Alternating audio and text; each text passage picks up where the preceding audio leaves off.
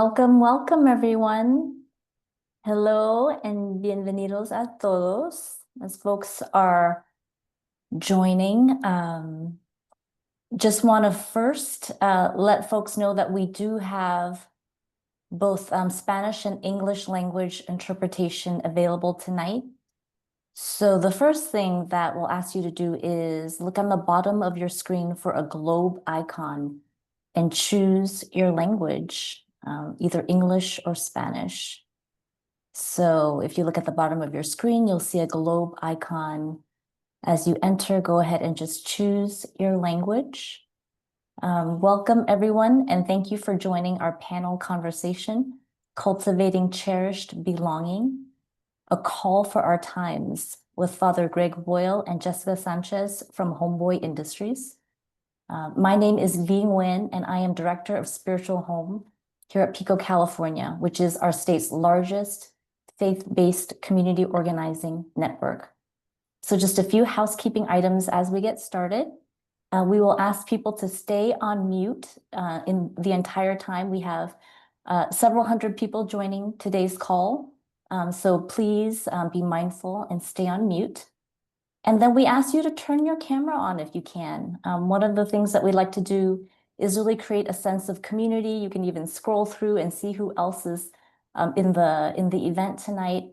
So we urge you, if you can, if you are comfortable, to turn your camera on. It's wonderful to see everyone's faces. We will try to save time for an audience question or two during Q&A during tonight's program. And so if you do have a question that comes to mind, feel free to chat it to using the chat function in your screen, and we will get those questions and line them up. So again, for those who are joining, please feel free to choose your language using the interpretation icon, the globe icon at the bottom of your screen. And we're so excited to be here with you tonight. For those who are coming to a PICO event for the first time, we are really excited to have you here. PICO, or People Improving Communities Through Organizing, is a network of 9 local community organizations from across the state. So from the Central Valley to Northern California, from the Inland Empire to LA and San Diego, we bring people together across faith, race, and geography toward a shared vision of justice and radical love, where everyone can belong and thrive.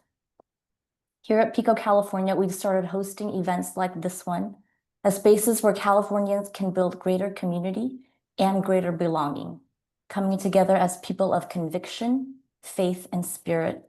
These are spaces where we explore the connection between spirituality and social justice, and where our journey to grow our souls also results in more powerful and compassionate action in the world. People of all faith traditions are welcome, as well as folks who identify as non-religious. Hopefully this evening's panel gives you a taste of what we have in mind and of what is yet to come. As we start, I'll also invite you to pause and slow down a bit, just to get a sense of your connection to yourself, our connection to one another here in this Zoom room, all across the state and beyond, and then also our connection to the land that we are on. So it would be great if each of you can just take a minute and a breath to silently name and honor the Native peoples and original stewards for where you are at. So for myself, I'm here on Tongva land in Los Angeles. You can take a moment to name the land that you are on if you know it. And together we honor this land, our common home, and the indigenous caretakers of the land, past, present, and future.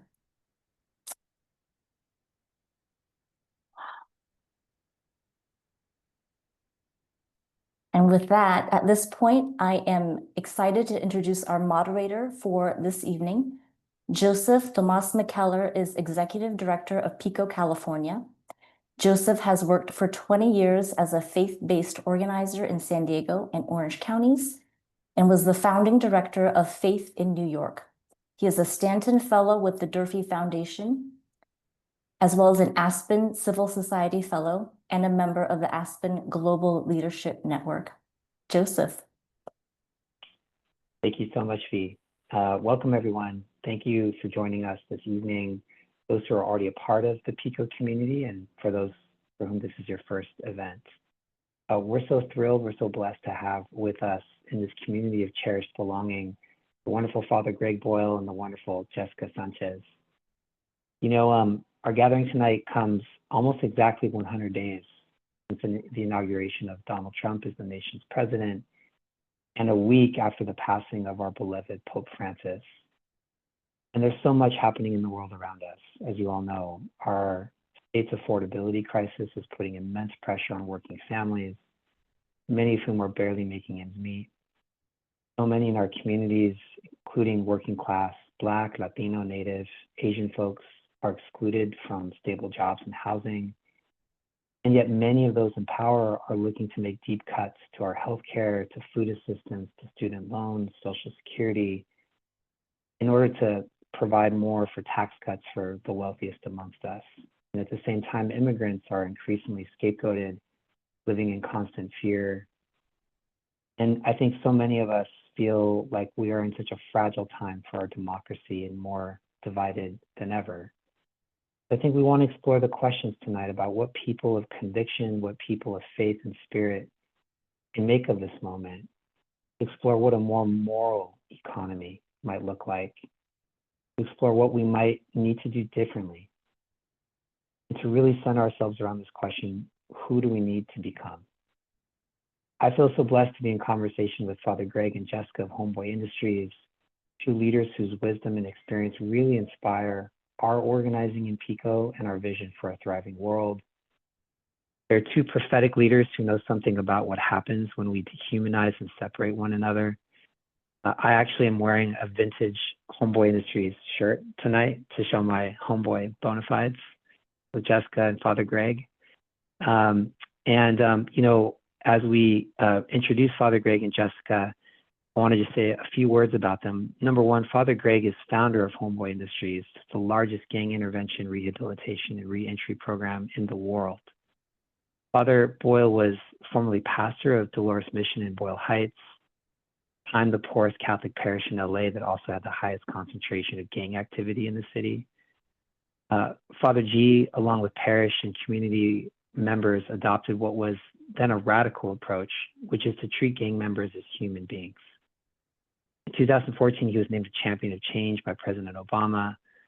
Father Greg has an amazing new book out called Cherished Belonging, The Healing Power of Love in Divided Times, which I have right here with me. Please do check it out. Jessica Sanchez is the Government Relations Advocacy and Resource Coordinator at Homeboy. She works as a social justice advocate for formerly incarcerated and underserved communities. Born in Michoacan, Mexico, which is where my family's from, Jessica came to live in South Central LA before her first birthday.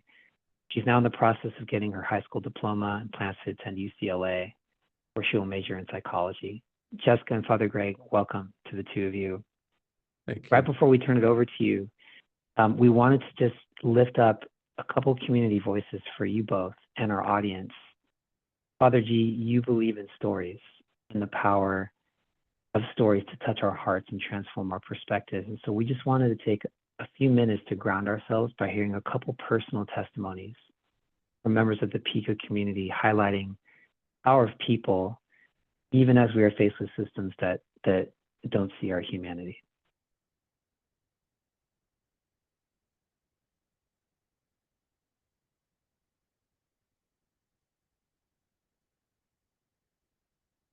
Those videos should be coming up in a second.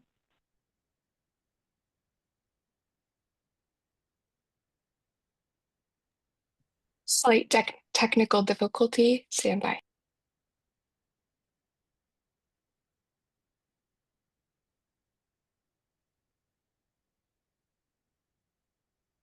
Okay, if we don't get those in just a moment, we'll continue. Maybe we'll show the videos towards the end of the gathering.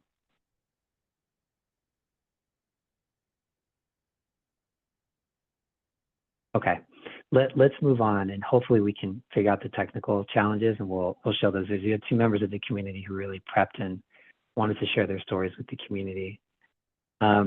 getting into the conversation, Father Greg, you have accompanied so many people in our communities who are on the margins, who are on the peripheries, as Pope Francis said. And Homeboy is a holy place. You call it more of an organism than an organization in your book. Your work, of course, exists in a larger context of all that's happening in our nation and in our communities, where there is deep fear, division, and increasing authoritarianism. What do you make of this moment, and what can this culture of cherished belonging at Homeboy teach us in these times? Thank you very much, Joseph. It's great to be with all of you. PICO has a special place in my heart because 51 years ago, I was part of the Oakland Training Institute. I was a kid, and man, I was trained as an organizer in East Oakland, and it changed my life. And so I'm always grateful, always a special place in my heart for PICO. So I'd love that question. Who do we need to become? I think that's really the question, because there's a lot of confusion about what are we to do? You know, the zone is being flooded by all sorts of things that are jarring and upsetting. And then, well, who do we need to become? You know, do we answer each challenge or address each thing? And but unless we know who we want to become, you know, yesterday the readings in the Acts of the Apostles, there's all this stuff about Solomon's portico, and you have Peter and John, and they say a thing in there that I had never really heard before.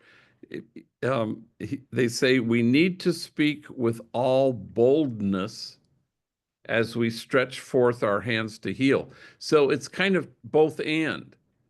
Speak with all boldness and stretch forth our hands in healing. We can't just do one of those. And also parentheses, you know, the other day of Sunday, I think, readings where they're out there speaking with all boldness and stretching out their hands and literally healing somebody. And where were the other disciples? It had one little line, and it said, they dare not join them. And which is very key. I mean, especially, you know, you had Thomas on the Sunday reading, you know, who I think gets a bad rap because they do all this stuff about faith and, oh, doubting Thomas, and, you know, and they kind of diss him, you know. But when Jesus got into that locked room, everybody there was terrified. And where was Thomas? He wasn't in the room. And so I'm going to presume he was engaged. He was outside. He was even joyful and fearless. And so we think that reading is about faith, but I suspect it's about fear, and that's where we are. How many times have we heard somebody say, I don't even watch the news anymore? But I'm with Barack Obama on this one, where he says, don't withdraw. What we need to do is leave the locked room. And we're going to discover, you know, who we need to become by speaking with all boldness and at the same time extending our hand to heal. And so systems change when people change, and people change when they're cherished. And it feels soft, but we have to create kind of a love narrative that is so compelling. And because of the joy and fearlessness that's couched in it, people will be drawn to it. And I just think that's essential. I think, like at Homeboy, we're always trying to be the, you know, the front porch of the house everybody wants to live in. But, you know, and we help people, and healing happens there, transformation happens there, because there's some kind of repetitious notion that we've of of affirmation and affection and holding people in high regard and seeing people and cherishing people. And then it's a contagion, I think. But that's who we want to become. But we have to leave the locked room first. Otherwise, we won't be able to speak with boldness and certainly not able to heal and extend our hand in healing. But healing is kind of a key thing. Otherwise, if I just denounce, it's about me. It can't be about me. But if all that we do in our organizing is soaked with an invitation for people to be fearless and joyful, which is the marks of authentic discipleship. And it was the mark of Pope Francis, that, and to which he called us to this culture of encounter, which is another way of saying we've got to leave the locked room. And we're in this together. And V talked about this radical love. That's it. And love never fails. And I think we're all confident in that. I'll shut up. That's beautiful. Thank you, Father Greg. Love that. Speak with boldness and stretch out our hands in healing. I want to come back to a question about healing later, and also helping us reframe the story of quote unquote doubting Thomas, who gets a bad rap. When I met Pope Francis a few years ago, he told me his number one piece of advice. He said to us and all the organizers in PICO, he said, "Quédate con el pueblo," which means stay close to the people. And I think you're right on about him, Father G.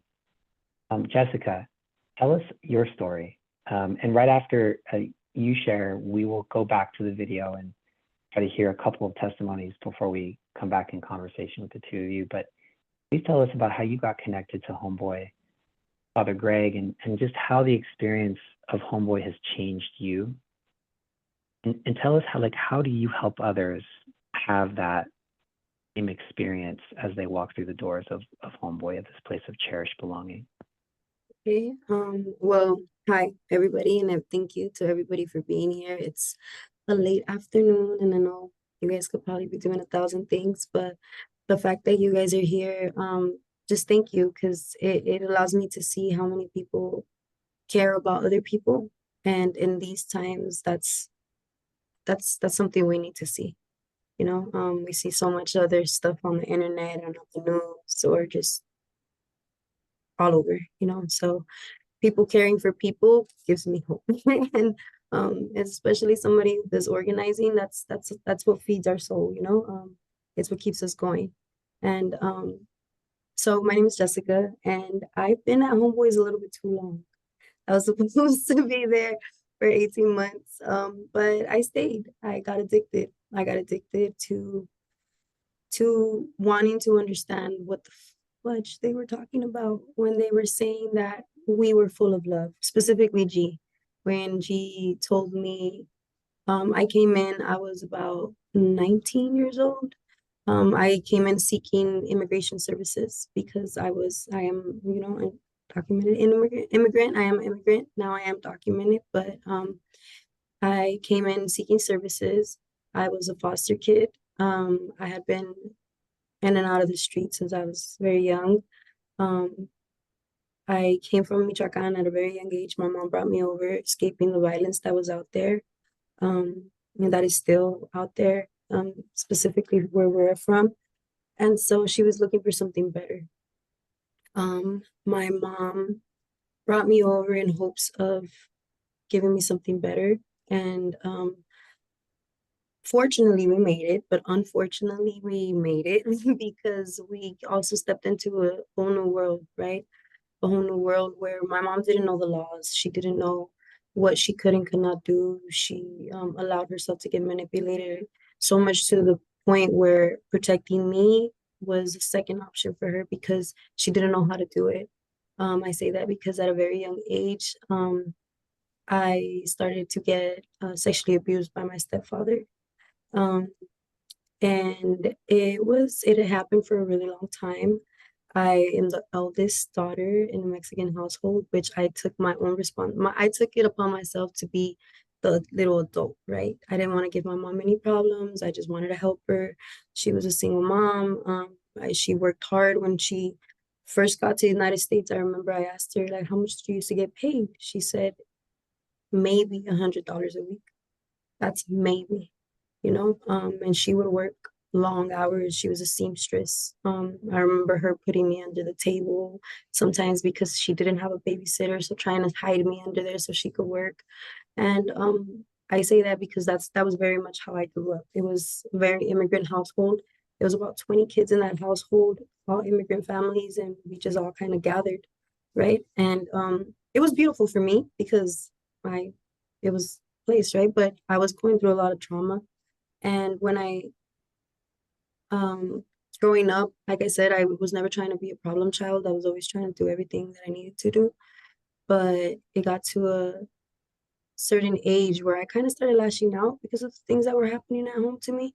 And at 14, I remember right before my 15th birthday, I just lashed out and I told her about how long the abuse had been going. I confronted her. I told her, like, you never cared for me, on and on, all these things that I didn't understand. And it wasn't okay that it happened, but now as a mother, later on, I understand her and why advocacy for me is so important really stems from there because my mom kept her mouth shut from a lot because of the fear of what are the police going to do. They would tell her that we would get deported, that I would get taken away from her, that my mom used to think that security at Superior was immigration because people out here would tell her that because they thought it was funny to mess with somebody that didn't know the laws. I remember we used to hide in the car when we used to see security or we used to see police because we were so full of fear. And fast forwarding, I ended up coming to Homeboys because I heard about a U visa. I didn't know what it was. I heard that I could apply for one and I wanted services. And a friend of mine, Osita, had told my mom about the place and she brought me over. And when I got to Homeboys, I didn't like it. I saw a whole bunch of gang members with tattoos and I was like, my first instinct was, where are you from? Where are you from? Who are you? With all these things, like it didn't make sense to me. But I stayed, right, for the services and little by little, like I got fired the first week of my life. I got fired. They let me go the first week. It was my fault. I was a little bit of a hothead when I was younger. And so I pushed myself out. That's one thing I want to say. You don't get fired from Homeboys. They don't let you go. They don't give you the boot. You kind of just say, you know what, I'm not ready for this. And you push yourself out of the door. But the doors are always open for you to come back in. They're never closed. They're always open for you to come back in. And so that's what happened. I came back in. I came back in and I asked again for help. And every single time I came, they helped me. There was never a no. It wasn't until one day where I think he like realized like, oh, I keep seeing this girl, called me into his office. And he, in the moment, I tripped. It was a trip in my head because I see this white guy sitting across from me. And the first thing he asked me is, where are you from? And I was like, what? Like, are you banging on me? Like, are you asking me where I'm from?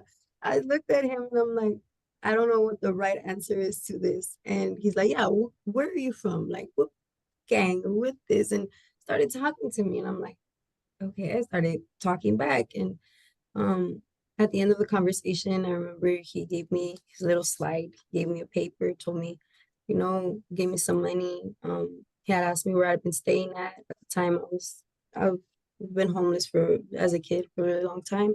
So I was on the streets on and off, and he gave me some money. And when he came around the desk, he came to give me a hug, and he told me, I'm not the worst thing I've ever done. But apart from that, he told me, you are so full of love. And he's like, you are so full of love. And I looked at him like, what are you talking about? Like, I am not full of love. I kind of got mad that day because I was just like, who's this? Like, me, I'm like, I'm full of anger. I'm full of hate. I'm full of frustration, but it wasn't love, you know. When I got to Homeboys, and that was my interaction with him. I didn't get it the first time, second time, or third time. Unfortunately, fortunately, I got pregnant, I had kids, I moved on with somebody, and then things shattered. We were two broken people who thought that by being together, we could fix each other, right? We thought he's just like me and we're gonna be happy and live life. And we didn't understand that our own traumas were gonna affect us in a really big way, you know, not just us, but our kids. And we ended up catching a case and my kids ended up getting taken away.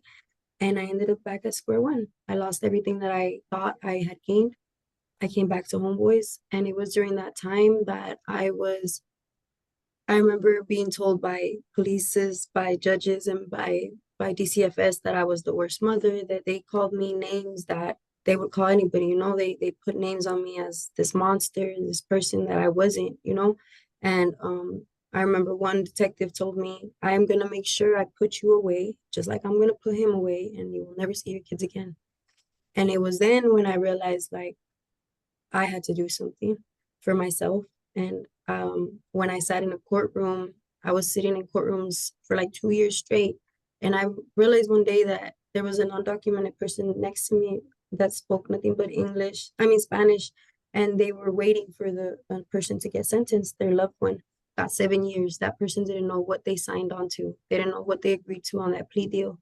And the family was crying. And it was in that moment that I realized, like, for them, they were like, we don't understand what's going on. We want an interpreter. What's going on? What's going on? And I realized how much I had a privilege of being able to speak English, to understand English, to be in this country, and that I had to get up and that I had to go and learn what they were talking about because this was my life, you know? And that's what got me into the rooms of, I immediately went and I started searching like, how can I learn laws? How can I learn what they're talking about? How can I learn what I could do for myself? And I stepped into a place called Initiate Justice. And I took their program. I was one of their first cohorts, and I learned so much from them. Taina, she was amazing. And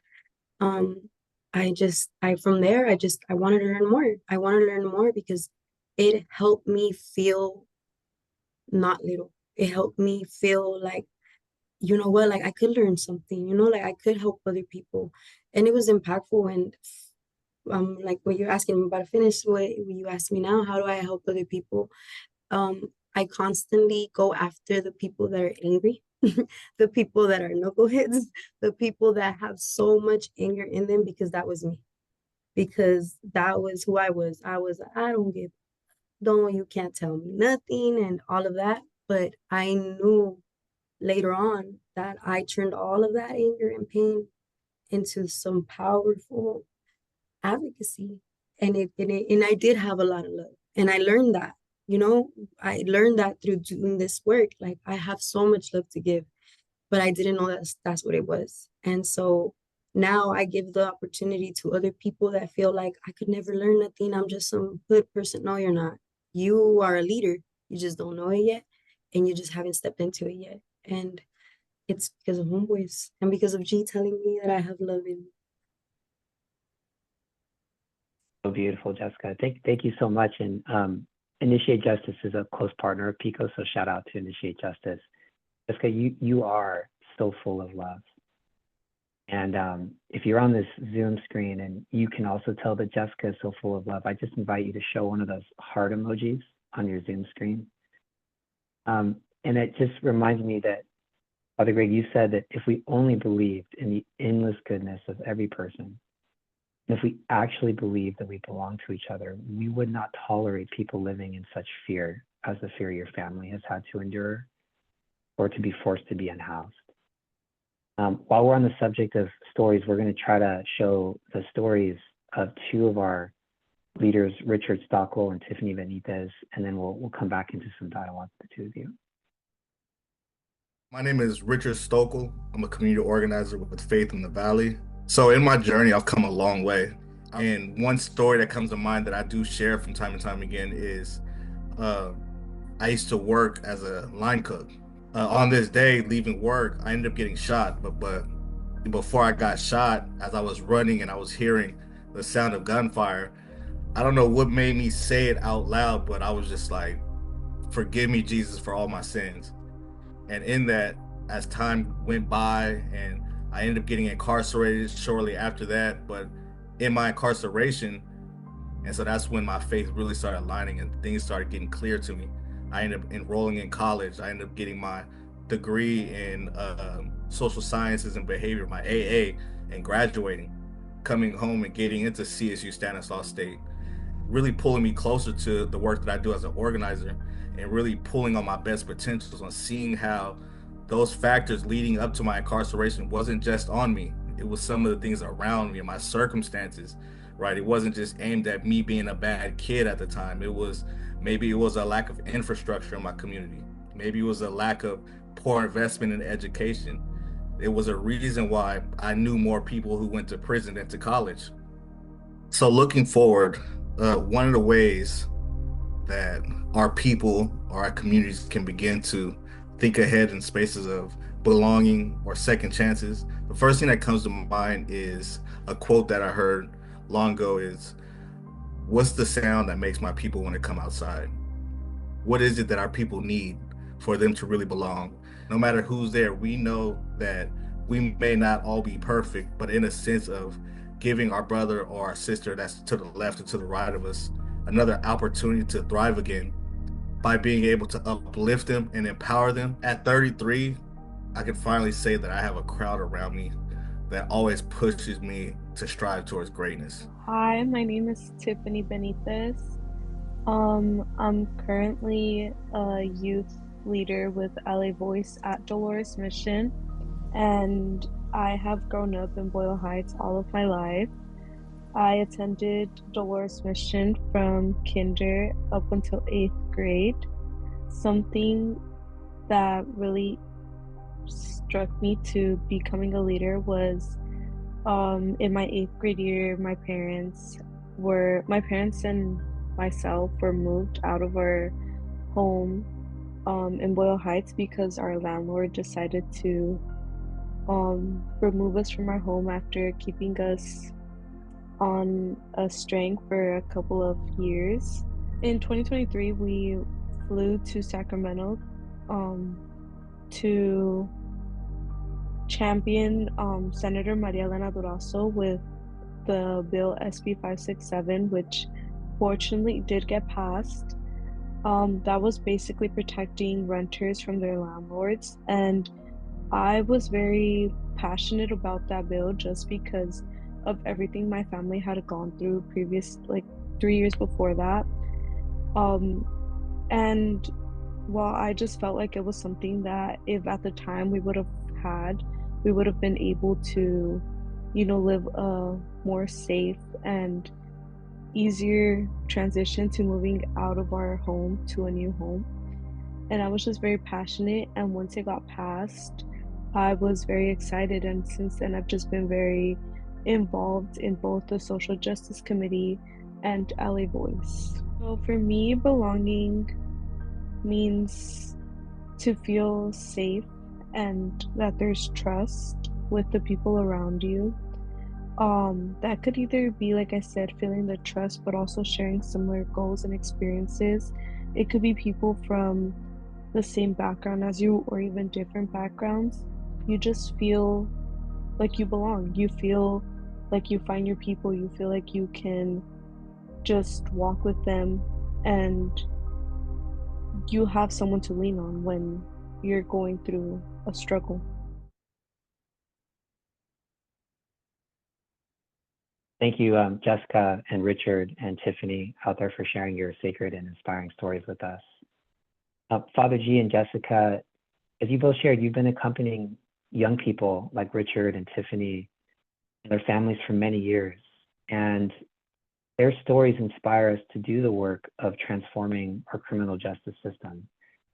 And as you both know, Californians have made significant progress over the past really 10 years on the belief that second chances, healing, and restoration are the path to wholeness, not punishment or retribution.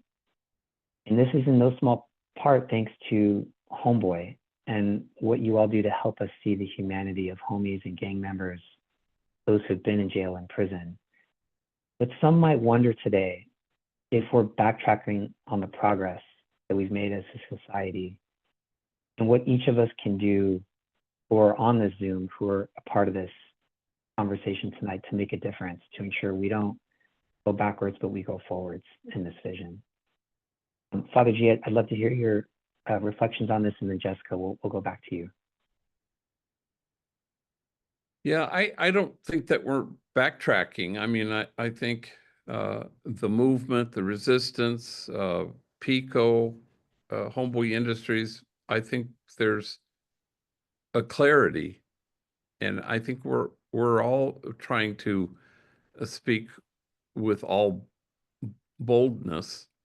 That was a powerful question that Richard raises. What is the sound that makes our people want to come outside? And so part of the thing is to, is always tell the truth and be anchored in the truth, the truth, Jessica, was that's the truth of who you are. Your loving heart was the truth. And all we needed to do in community was to, help find the things that keep us from knowing the truth of who we are and finding our true selves and loving.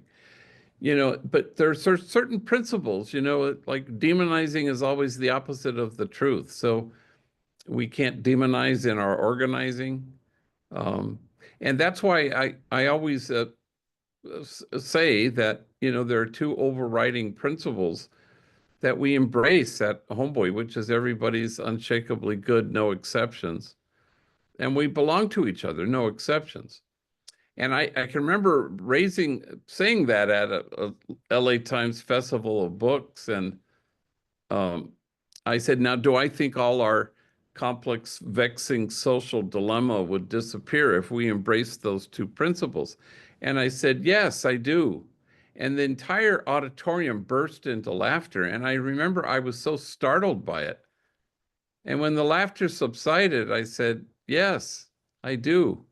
And I think it's why we don't make progress. Anytime we aren't making progress, it's because we really do think that there's such a thing as good people and bad people. Or we think that there might be some people who don't belong to us. And so it's interesting, lately people will react to things that are happening in Washington, D.C., and they'll say that's not normal. I don't think that's all that helpful. I think it's one of the reasons why we don't make progress, because then people will just say, well, we should, turn over and upset norms. And certainly in organizing, you're always trying to upset the setup. So I don't think it's that helpful to use the term normal. But I think it's important to kind of say, talk about health. Don't make moral judgments, because the moral quest has never kept us moral. It's just kept us from each other. It's just deepened the divide between us and them.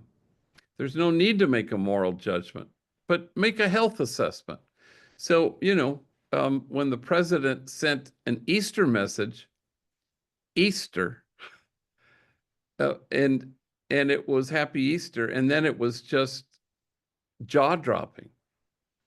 And you can look at that message on Easter Sunday and say that's not normal and that's not so helpful. But you can ask the question, would a healthy adult send such a message?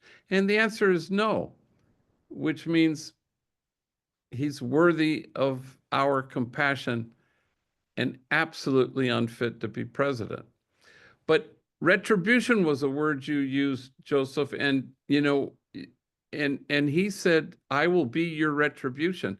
And I remember hearing Newt Gingrich say, wanting payback is human. And maybe it is. But you couldn't make the case that it's healthy, because no healthy adult seeks revenge. And retribution is not the endeavor of a healthy adult. The framing helps. If we don't name things correctly, then we just go into our camps. And the truth of the matter is, I think, that we aren't in camps. We don't hold our view. We're all held by a shared anguish. And how do we walk each other home to health and wellness and wholeness? We begin by insisting that demonizing is never on God's mind, ever. And there's no such thing as a good person or a bad person. Even when Richard says, you know, I wasn't a bad kid, but that's what we fall into, those categories, which has given rise to reward and punishment. And PICO and all of us and people of faith, you know, we just plod on and make sure that we will insist that we can't punish wound anymore. We have to heal it in our systems and in our prisons and in our justice system. And Jessica is a model of that ability to kind of find the goodness that was never not there. It was always there. And we help each other, you know, see it so that you can inhabit it. And once you become that truth, then you know that loving is your home. And then you're never homesick. And that's kind of the goal. And that's how we make progress. Thank you so much, Father G. Jessica, what is your perspective on this question about where we're headed as a society these days? What can each of us do tonight and in the weeks and months ahead to make a difference? Well, I am gonna say we did backtrack a little bit.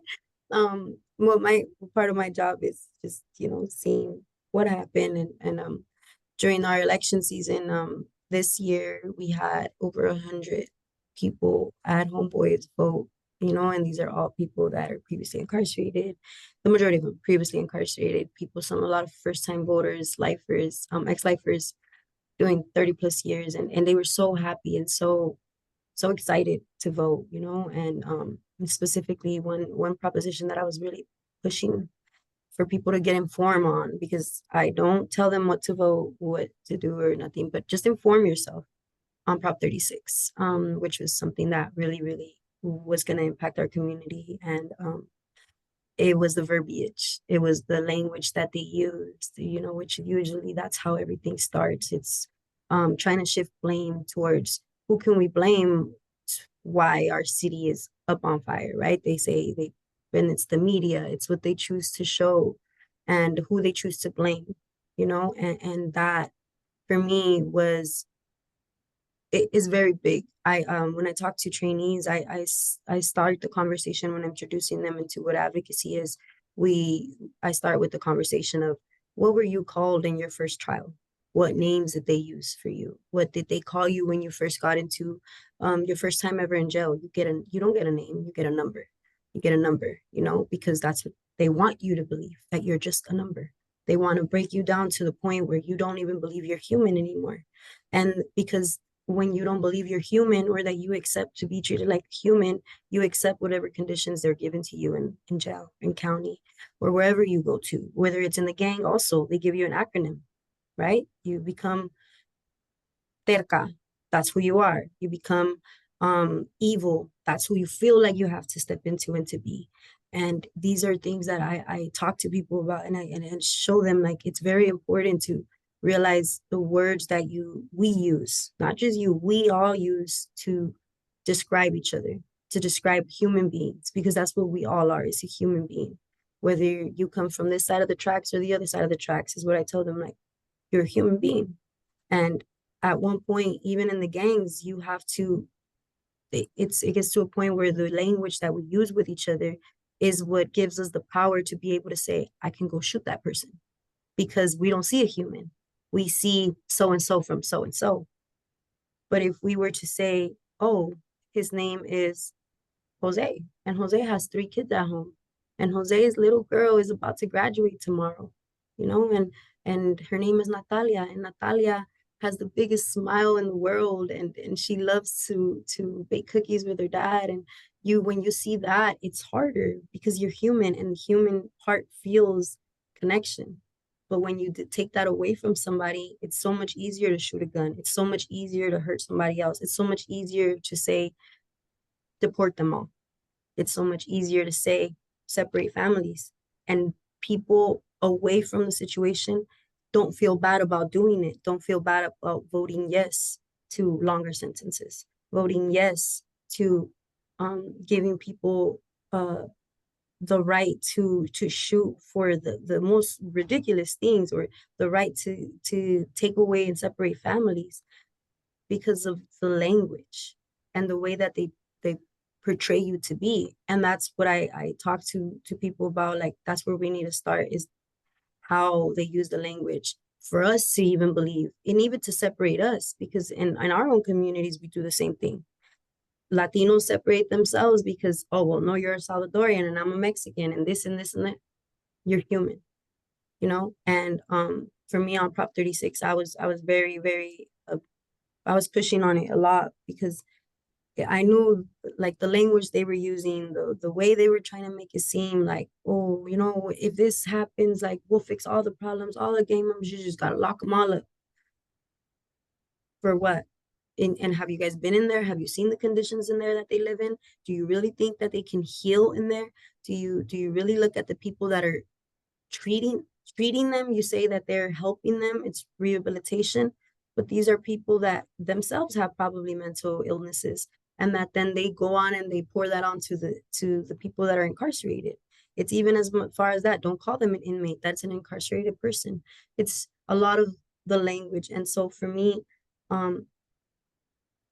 yes, things kind of went a little bit back, but not because it's not like fully like, oh my God, it's the end of the world. No, this happens all the time. A law gets passed, other people don't like it, they come and they take it off, and then guess what? We have to advocate again. I tell trainees all the time, and anybody who comes into the class, there has never been nobody woke up and said, hey, today I want to let out about 3,000 ex-gang members, ex-lifers, just back it out into California. No, it was people that pushed for it. It was people that saw you as a human, that saw you as something that deserved a second chance, that came out here and fought for you, and then they pushed the door in for you to be able to do this. And you're out here because of that. And so whether you choose to do into advocacy or not, you need to understand the basis of it.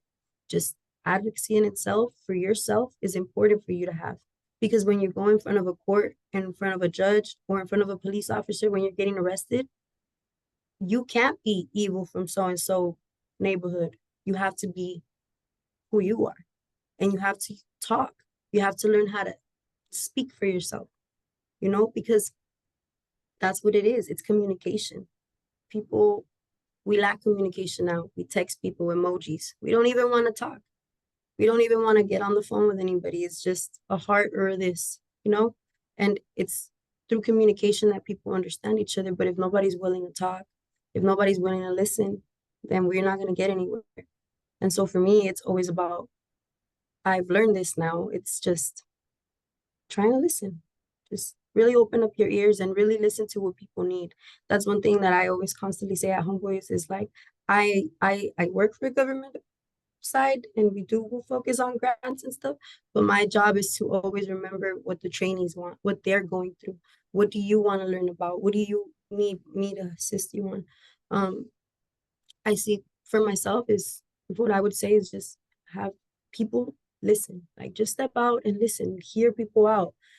Don't just be so boxed in into this is just the way it is, you know. Do your own research. That's what I tell trainees as well, like when, especially during elections.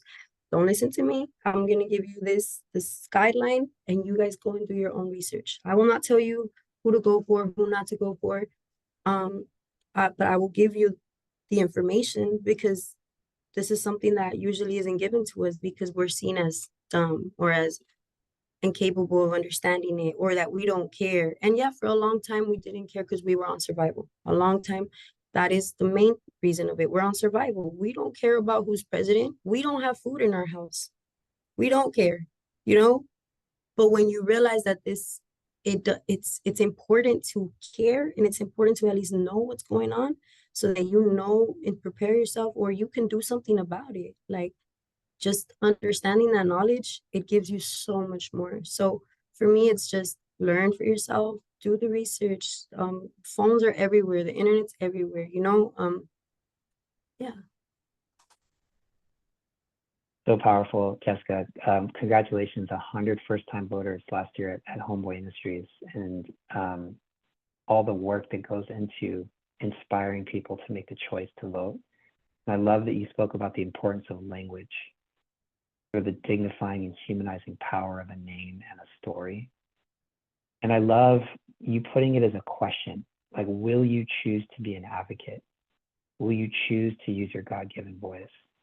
So I want to ask a question, a follow-up question about, if you are on the Zoom and you have a question for Jessica and our Father Greg, please feel free to type it into the Zoom. We'll have time for a question from the audience, and then we'll move to our closing question. For that, Father G, there is a line in your book, Cherished Belonging, which I highly recommend, which is beautiful and prophetic. One of the lines stopped me in my tracks. And the line says this, it says, the homies don't need saving, they need healing. I am certain I am not a healer. I'm equally certain that at Homeboy, healing happens. And it struck me because it suggests that you see your role, both of you see your roles as creating the conditions for healing to happen. But once you are the healer, you're the center, you're the protagonist of the story. And it seems to be a slippery slope that will inevitably limit the amount of wholeness that can be cultivated within a community. And I will say, I think so often these days, there is a temptation for community organizers to think that we're the ones making change, that organizer equals change maker. And that centers the organizer rather than the señora, or the young person, or the formerly incarcerated father, or the person living in poverty, or the lay leader. Grassroots volunteers who meet with members of their communities, who knock on doors, who meet with their legislators, who march and take public action. They do it because they want change in the world, but they also do it to change themselves. It just seems to me that if the organizer is the center of the story, then we eventually become the gatekeepers, the givers of orders and instruction, holders of the strategy, obsessive about outcomes and the destination. You start operating by asking volunteers to do something for you. You start saying, I need you to go to this march or to this meeting. I want you to go to Sacramento to meet with legislators. And in that scenario, the organizer might build a nice club of followers. We never see people fully flourish into a more healed, more powerful version of themselves. But I just think that the organizer who understands their job as one that is accompanying impacted people to make their own choice, as you said, Jessica, every day, to cross a bridge from being a bystander to a protagonist, from being a victim to a healer, from being powerless to powerful. That is the organizer who bears much fruit. I just wonder if you could both speak to how you create that kind of culture at Homeboy, where members of the team understand their role in a different light than perhaps a well-intentioned saver or a healer even, but rather one that is creating the conditions for the healing of oneself and others.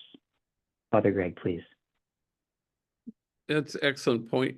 I think, you know, the culture is everything. So you need to create a culture and a community that is cherishing, and everybody is providing a dose, and everybody's participating. It's so obviously it's not one person to the rescue. You don't go to the margins to make a difference. You go to the margins so that the folks there will make you different. And that feels passive. It feels like I'm just receiving something. But you really want to go to the margins to delight in the senora who you're going to invite to go to the meeting, because then it's relational, and it's the relationship that heals, not some,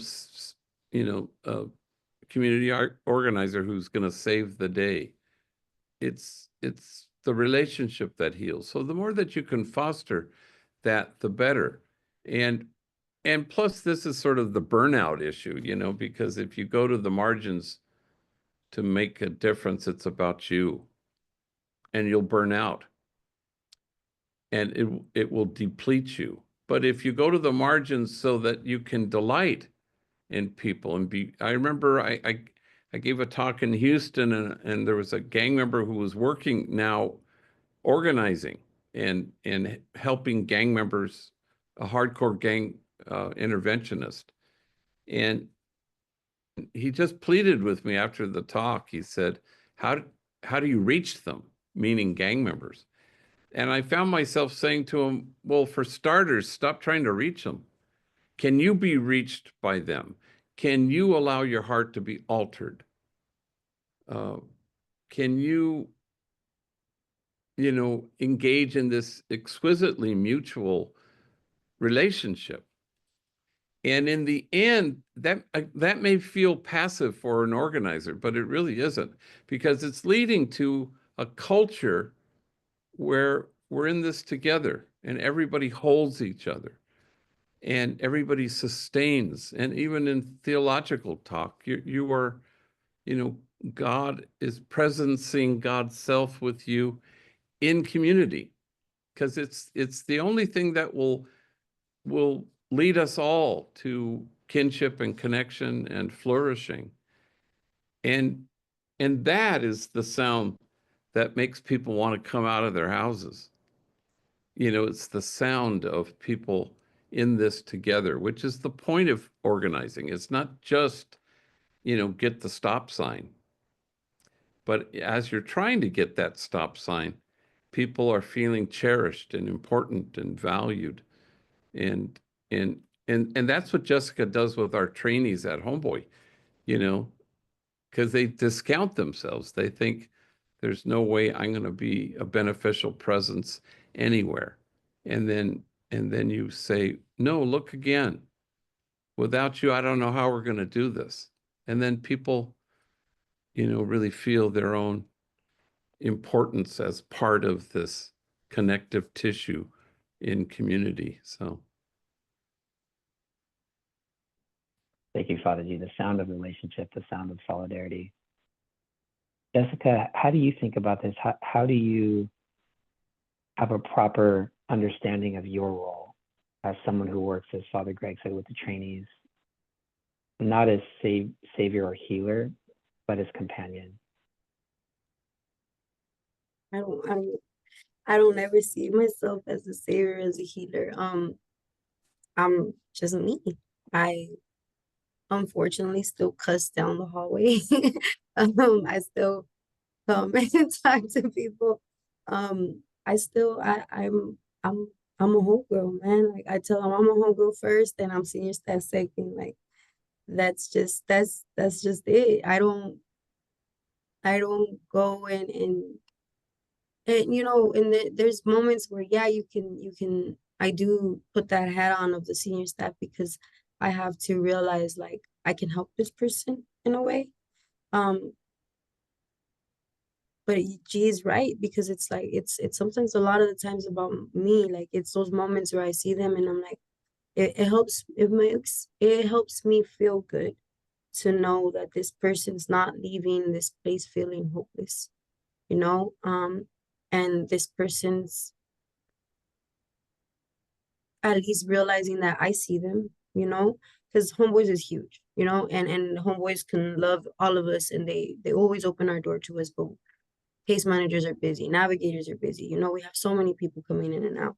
There's sometimes where you see that one person in the cut, and it happens to be a woman, or it happens to be a guy that's just sad, and I start talking to them like, hey, what's up, how are you doing, how long you've been here, just conversating, just never forgetting that part, and always staying grounded, and reminding myself like I'm still going through life. I'm still learning a lot. I'm still learning what this normal quote unquote life brings, right? It's nothing is normal. Life is not normal at all. That's what I learned. I used to think, okay, once I'm out of this and once I have my kids and I have an apartment, everything should be good, right? Nothing should bother me. No, I learned that the hard way. Like life humbles you, and I think I don't know what happened to me where I just recently, honestly, came to Homeboys really upset because there's been a lot of things going on within me in my life. And I came to Homeboys and I remember going to Shirley's office and I told her I was mad. I was like, home, I was mad. I honestly, I don't think she has heard me say this, but I was like, what the fuck did Homeboys do to me? Because I want to be angry and I want to treat this person in the most disrespectful way, but I can't. I can't because I don't see, I can't. I just can't anymore. Like I see them and I see their anger and their hate or what they think is just bitterness. And then it's just like, all I see is a little kid. I literally see them as a little kid.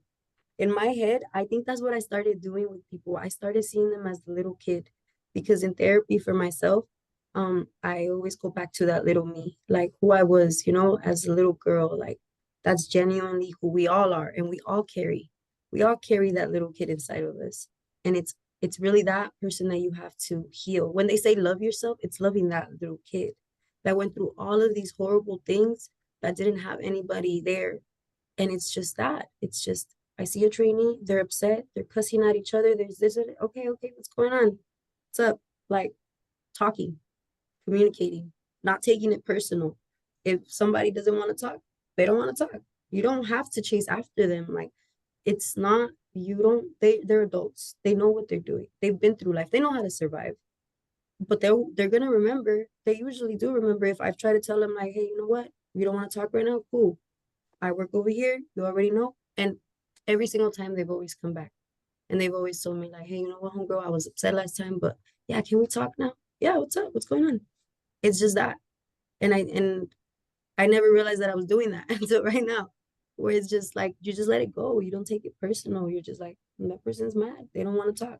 And I think that's what I ended up taking. I just take that into everything. And so that's why I was blaming Homeboys. Like, what did you do to me? Because now I can't be mad at this person. And I'm like, and I feel like they deserve my anger, but all I see is a little kid.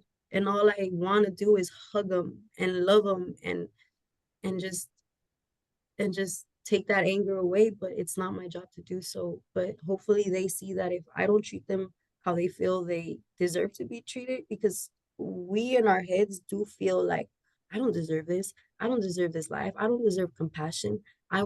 We act out of anger and we want anger back because that's what we are used to.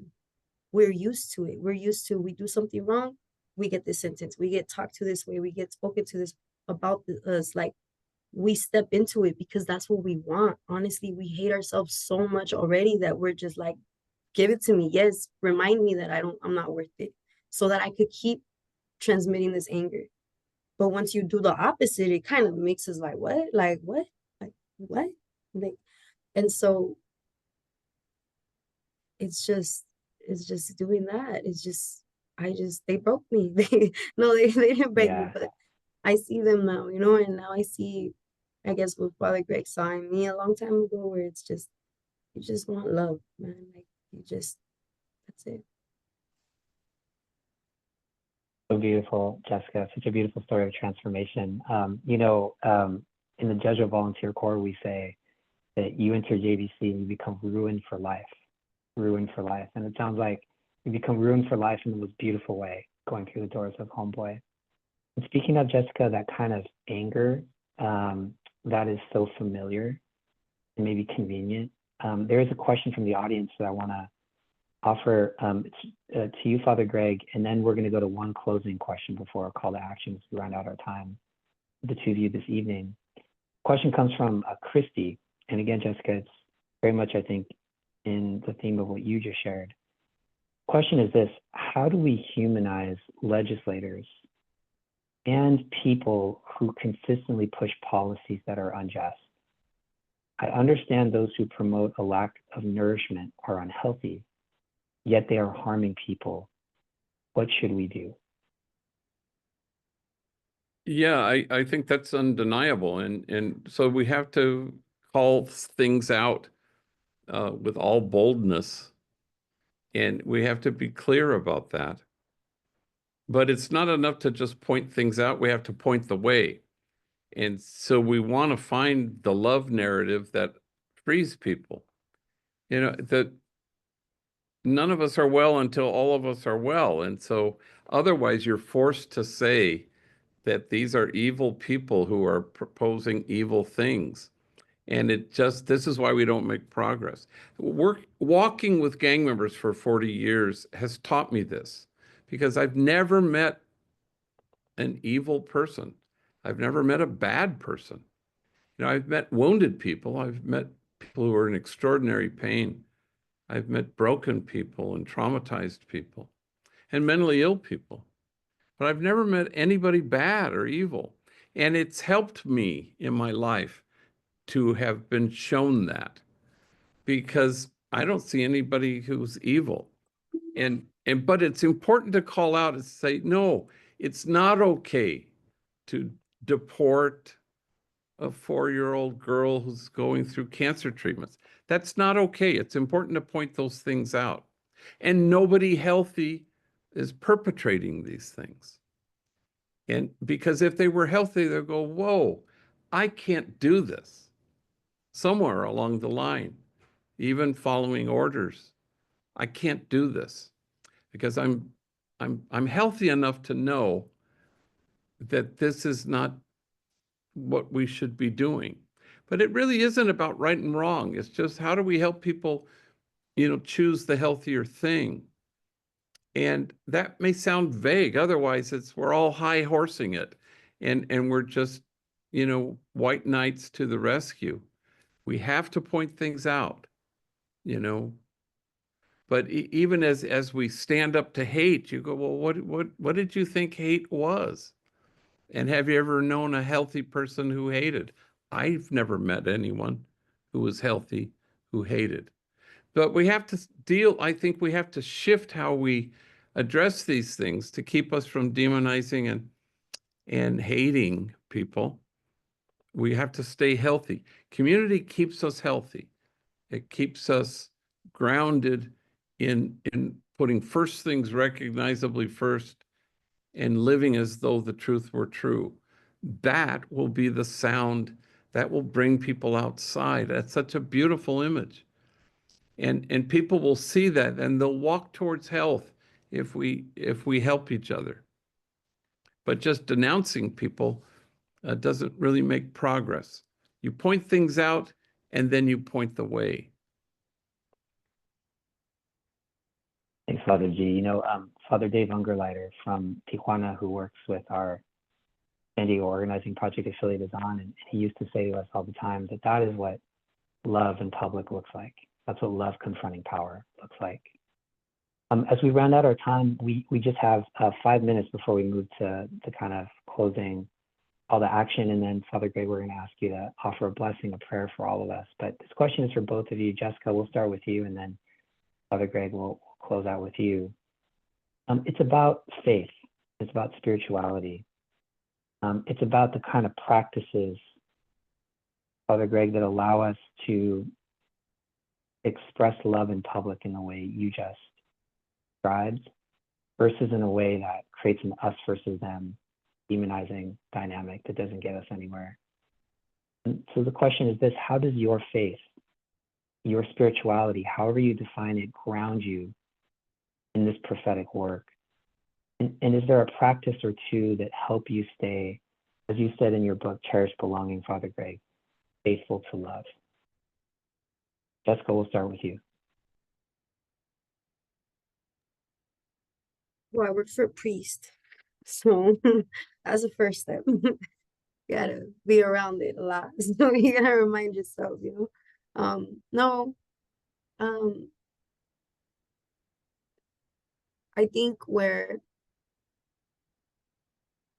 it's been in the darkest places where there's nothing else there. There's nothing. There's nothing. Where I had to grasp onto something, and whether that was faith towards God, grand believer, the universe, or whatever it was just that little piece of faith and hope that there was something better than whatever I was going through or whatever I felt inside. And it was just that little just belief of it. And it doesn't have to be in the places where people think, oh, that's the lowest place. Like, it wasn't even in a jail cell. It wasn't even in a courtroom. It wasn't in an addiction. It was honestly in the moment where I thought life was good. I thought life was perfect, you know, and life hit. And I had to have faith that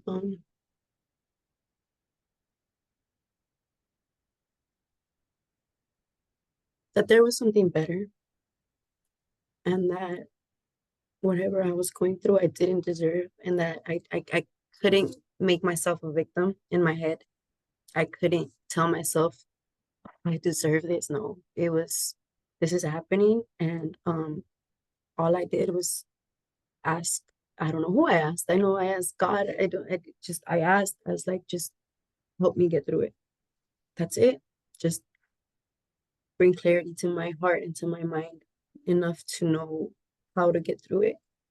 And I know I will, you know. And it's in those moments where you have no other choice, to be honest. Like, because if you take things into your own hands, they won't work.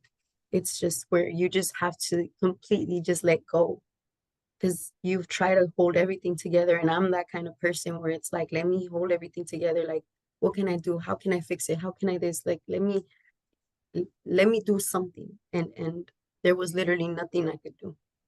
Nothing I could do. I had to let it go. And it was there where I just honestly letting go. If that's a religion, I don't know, but letting go and giving it to knowing that I do deserve better, that I do deserve a life that's peaceful for myself, for my kids, that this world, whatever things they want to call me or whoever it is, whether it's a friend, a ex, or whoever, your mother, it doesn't matter, you know, you're gonna hear things, you're gonna feel things, this world is gonna throw things at you, but it's just knowing that there's better, you know. And whatever circumstance we're in, whether it's the whole country that we're all stuck in it right now. I know a lot of people want to move abroad, but if we all move, there's not going to be a state left to be here.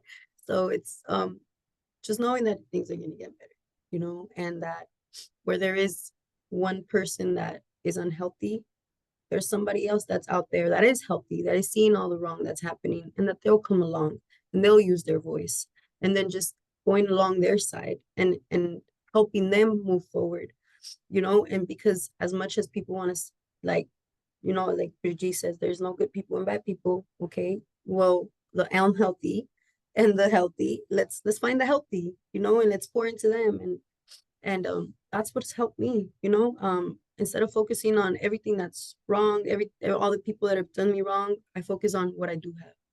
I have Father Greg, I have Shirley, I have Fabian, you know, my boss. I have people around me that care. I have my kids, you know, and I have this light of God. I don't know what rises the sun and what sets the moon, but it has to be something bigger than me, you know. And I give it to that, because that person or that being is more powerful than I am if they're able to do that, you know. And so believing in that, just, it takes so much away from you. It's just, you're able to just be like, just that breath, you know, like I don't have to control everything.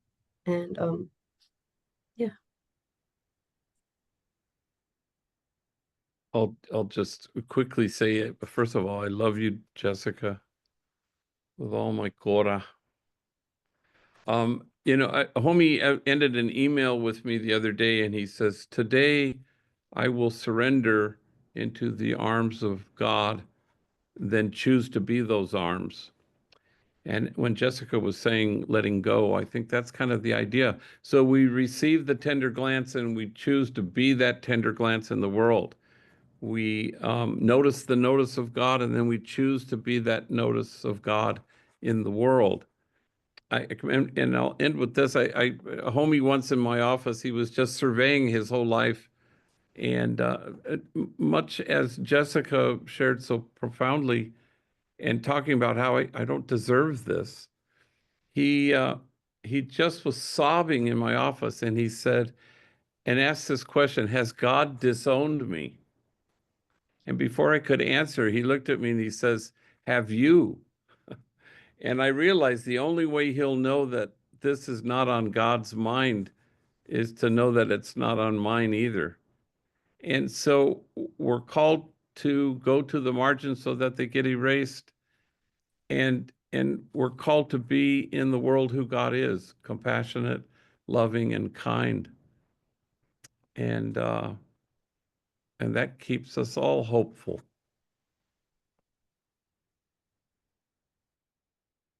Jessica, Father G, thank you so much for such an inspiring conversation. I hope that all of you are as moved as I am.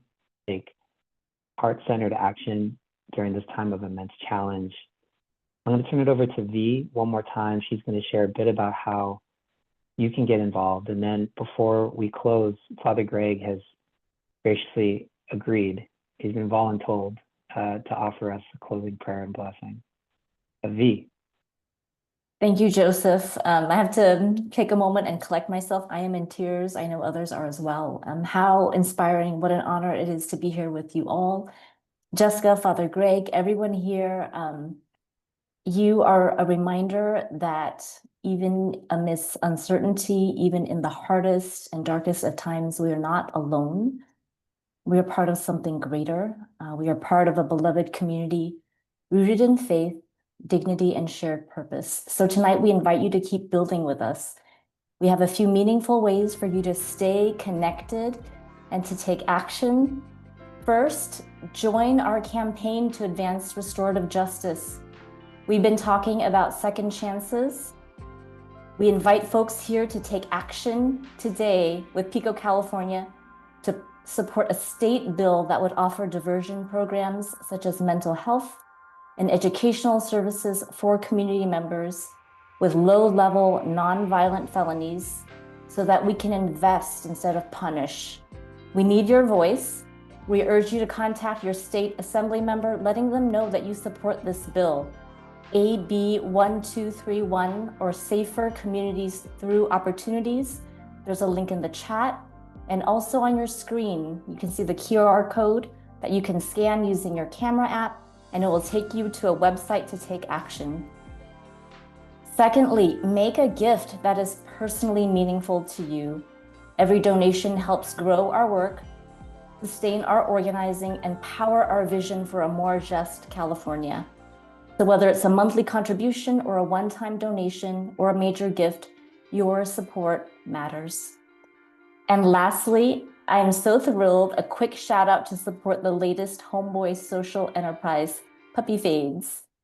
Puppy Fades offers high quality dog grooming services and vital job training and employment opportunities for people who are formerly incarcerated and gang involved.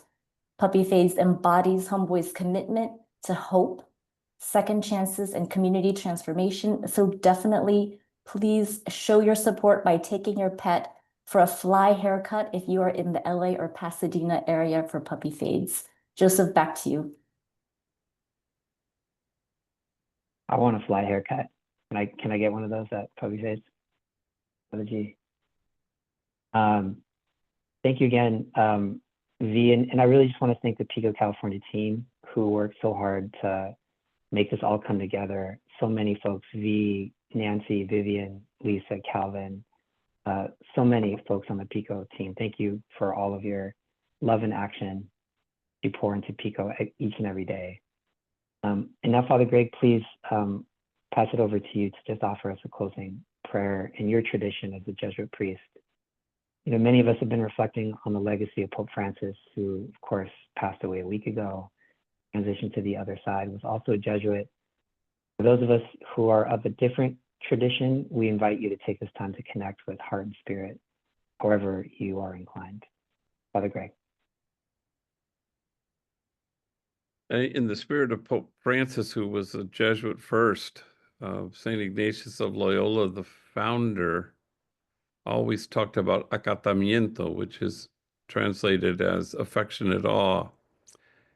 So, Creator God, we ask you to give us the strength to embrace a disposition of affectionate awe at the margins so that we can stand with the poor and the powerless and the voiceless and with those whose dignity has been denied.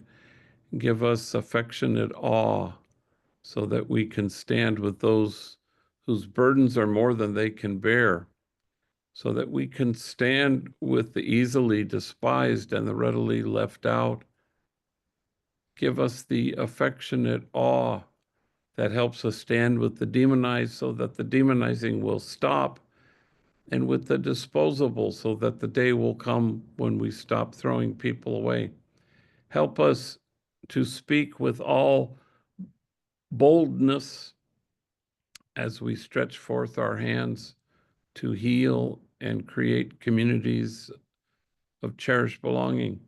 Help us find an answer to the powerful question of who do we need to become so that we can resist and protest and stand against forgetting that we belong to each other.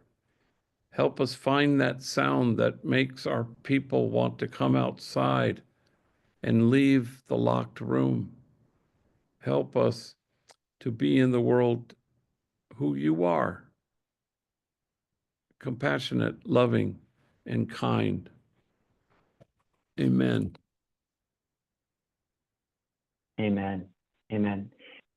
We are in affectionate awe of you, Father Greg, you, Jessica. Thanks to the two of you so much again for sharing your wisdom with us tonight. Thanks for everybody for joining us and for all that you do to make a world of unconditional, cherished belonging more possible. We look forward to continuing on this journey together, and we will see all of you soon. Primero Dios. Papa Francisco presente. Que viva Papa Francisco. Good night, everybody.